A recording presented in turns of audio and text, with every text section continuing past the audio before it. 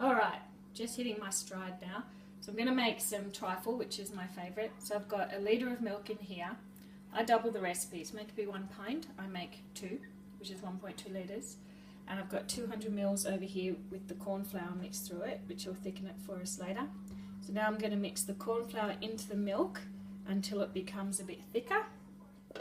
Right, now this is very finicky, this one. It can go easily wrong and you can end up with curdled custard, which you do not want.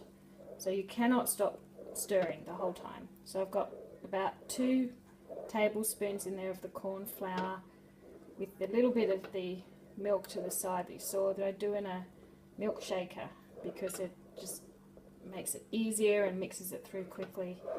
Now I have to stir until it's a bit thicker, and then I'm going to put through the eggs, 2 or 3 eggs as you like it, and a little bit of sugar, and we've got our properly made egg custard, which is the hardest part of this job.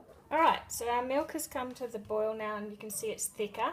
I've used my milkshake maker. I did have 2 eggs, but then the great Kristen Chenoweth came into my head and saying don't be chintzy with the cheese, so I made it 3 eggs. So it gets a little bit excited, the milk. It's very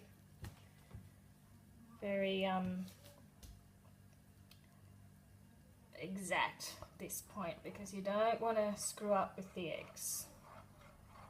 So just get it to calm down just a little bit. So we're going to put in the eggs, the 3 non-chintzy eggs. Now you need to give it a good quick stir to get it through. This is the point where it can curdle if you're not careful. So getting those, now I've also put in 2 tablespoons of sugar, just caster sugar. So really stir it in well there. I love using the milkshake maker. It just means you're at the end of this whole thing, you only have to wash 2 things, so it's great. Alright, so then we add 2 teaspoons of vanilla essence and let it cool, and I'll show you the next step. Alright, so I've taken it off the heat and I've put in the 2 teaspoons of vanilla essence, and naturally I've used free range eggs for my conscience to live with itself. And I do recommend not using a non-stick pan.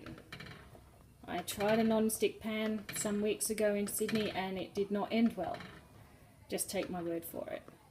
So we'll leave this to cool a little bit now and we'll move on to doing the next stage. Alright, so now I'm going to lay these jam rolls. I'm going to cut them up and put them on the bottom of my bowl. So you actually don't want them to be fresh.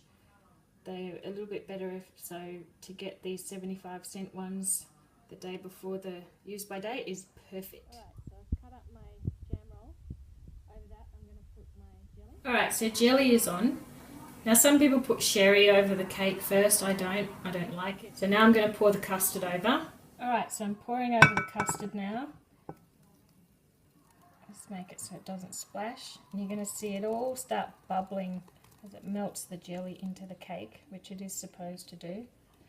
Might stop there because it's a bit full. Alright, so that's going to bubble away and look really cool.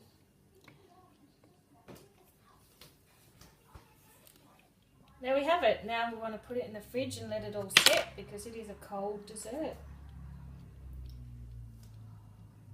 I'm very happy to see that today my cake is not rising to the top, which it did to me a few months ago. Lesson learned, don't try and use the cake when it's frozen. But this is the best summer dessert ever.